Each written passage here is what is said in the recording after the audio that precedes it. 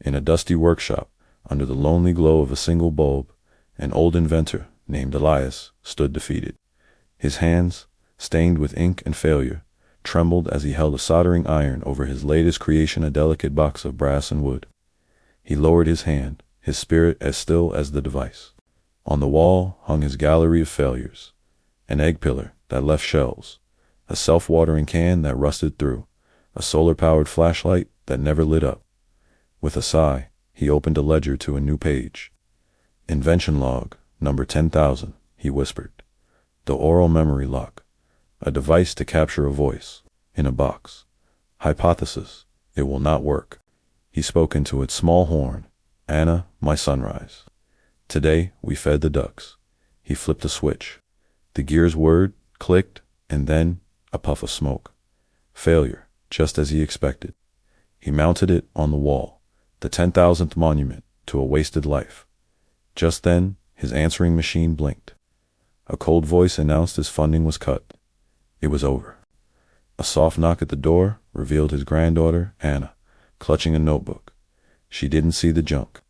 She saw stories. Pointing at the egg pillar, she smiled. "This one was silly, but I liked the omelet we made after." Moving to the flashlight, this one gave us an excuse to tell stories by candlelight. She noticed the newest addition. "What's this one supposed to do?" "It was supposed to hold a voice," Elias said, his voice heavy. "To keep a moment safe, but it can't." Anna opened her notebook, filled with her own drawings. "This is my not-forgetting machine. For when I'm at school and miss you, or for when I'm big and you're." She didn't finish. In that moment, everything shifted. Elias looked at her, then at his wall of failures. They weren't just failures, they were lessons. He slammed his fist on the bench. "No." He grabbed the oral memory lock from the wall. "The failure told me," he muttered, his eyes alight with sudden understanding. He worked with a newfound fire, grabbing a copper sheet from one failed project, a spring from another, a gear from a third. He was conducting a symphony of his past mistakes. He wasn't building something new. He was finally understanding everything that came before. He finished and held the device up. Looking not at the machine, but straight at Anna, he spoke, his voice thick with emotion. Test phrase: "Anna, my sunrise. You are not something I could ever forget." He flipped the switch. A pure, melodic whir filled the room. A soft amber light glowed from within the box. It worked. It hummed with the captured sound of his love. Anna's face broke into a radiant smile. It worked.